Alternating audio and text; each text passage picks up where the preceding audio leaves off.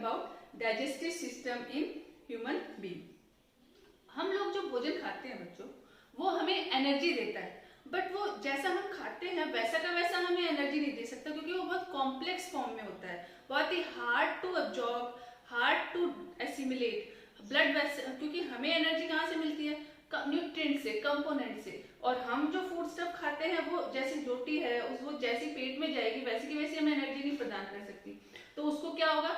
छोटों में डिवाइड करना पड़ेगा, ब्रेक करना पड़ता है। So that break down of food components into simpler one is digestion. Digestion जो है वो 5 चरणों में होता है। सबसे पहले ingestion, then digestion, absorption, assimilation and egestion. Ingestion क्या होता है? इंजेशन जो है वो बक्कल कैविटी के द्वारा फूड का लेना, माउथ के द्वारा हम जो फूड लेते हैं मुंह में, intake of food through mouth is called ingestion. और हम उस माउथ में क्या क्या ऑर्गन होते हैं? माउथ जो है वो बक्कल कैविटी कहलाता है, ओरल कैविटी कहलाता है। उस ओरल कैविटी में टंग, टीथ एंड सैलिवरी ग्लैंड्स होते हैं, टेस्ट बड्स भी होते हैं, सलाइवा होता है। सो ये all these are making buccal cavity. क्या कहला रही है? Buccal cavity. So this is buccal cavity, here food is broken down into small particles. जो हम खाना खाते हैं हमारे दांत उनको पीस देते हैं, टुकड़ों में बांट देते हैं डिवाइड करके, फिर और जो टंग है उस फूड स्टफ को सलाइवा के साथ मिक्स करती है। सलाइवा क्या है? जो थूक है हमारे मुंह में, जूस है हमारे माउथ में, वो पानी है, वह सलाइवा है। और वो होता क्या है एक्चुअली सलाइवा? सलाइवा जो है वो सेलिवरी अमाइलेज होता है। सेलिवरी अमाइलेज, सेलिवरी अमाइलेज जो है वो एक एंजाइम है जो कार्बोहाइड्रेट का डाइजेशन माउथ में ही स्टार्ट कर देता है। ठीक है बच्चों? तो सेलिवरी अमाइलेज के साथ मिक्स होकर, सलाइवा के साथ फूड मिक्स होकर, ये क्या हुआ? सब कुछ इंजेक्शन के बाद हुआ। इंजेक्शन से के बाद जो फूड है वो जाएगा फूड पाइप के थ्रू स्टमक में। अब ये फूड पाइप है, मस्कुलर ट्यूब है, ये एक ट्यूबुलर ऑर्गन है एंड इट इज कॉल्ड इजोफेगस। क्या कहलाती है? इजोफेगस कहलाएगी। और इसके द्वारा जो फूड है वो स्टमक में जाएगा। स्टमक और जाएगा कैसे?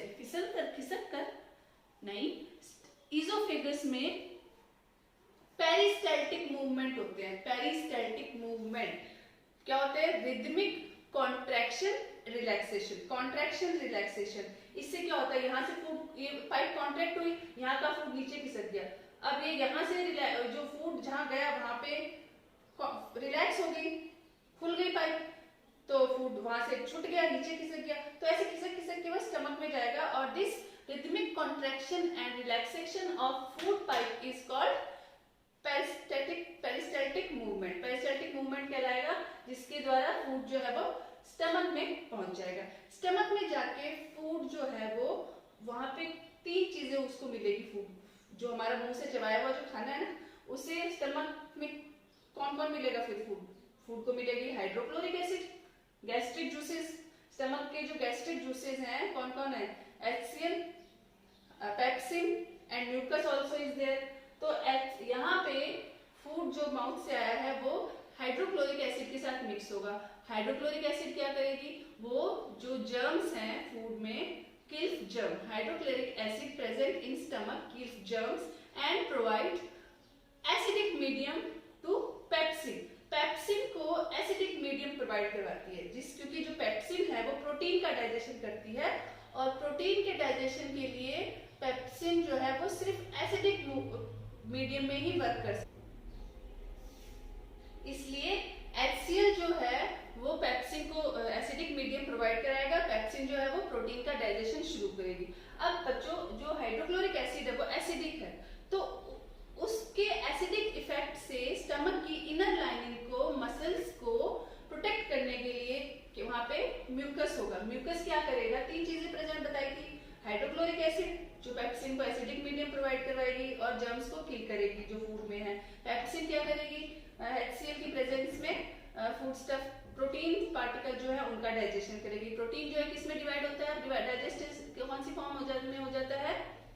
अमीनो एसिड्स में। तो ये दो काम हो गए। फिर म्यूकस क्या करेगा, जो एसिड है वो ये जो स्टमक की जो ये लाइन है, त्वचा है, इस मसल को एसिड के इफेक्ट से बचाने के लिए स्टमक में होता है म्यूकस। यहाँ पे डाइजेशन हुआ और फूड जाएगा स्मॉल इंटेस्टाइन में। ये जो पिंक है ये क्या है, स्मॉल इंटेस्टाइन है, नाम की स्मॉल है बट ये एलिमेंट्री कैनाल में लॉन्गेस्ट ऑर्गन है, 6 या 7 मीटर तक ये होती है। और ये जो है ये लार्ज इंटेस्टाइन है, ब्लू कलर का जो आप देख रहे हो। This is pancreas and this is liver, largest gland. It secrets bile pigment, bile juices, pancreatic juices जो कि गॉल ब्लैडर में आके कलेक्ट होते हैं, और स्मॉल इंटेस्टाइन में एब्जॉर्प्शन और डाइजेशन का कंप्लीट प्रोसेस होता है। Complete digestion occur in small intestine. वहां पे लीवर से क्या होगा, लीवर से जो जूसेस हैं, जो कि क्या करता है, लीवर से जो जूस होते हैं वो गॉल ब्लैडर में कलेक्ट होते हैं, और उनका लीवर से निकले हुए सीक्रेशंस का क्या फंक्शन है कि वो फैट के ग्लोब्यूल्स को, बिगर ग्लोब्यूल्स को सिंपलर वन में ब्रेक डाउन कर देते हैं, छोटे में छोटे छोटे उनके ड्रॉपलेट्स बना देते हैं। That process is called emulsification. Fat का सिंपलर वन में कन्वर्ट हो जाना इमल्सिफिकेशन कहलाता है।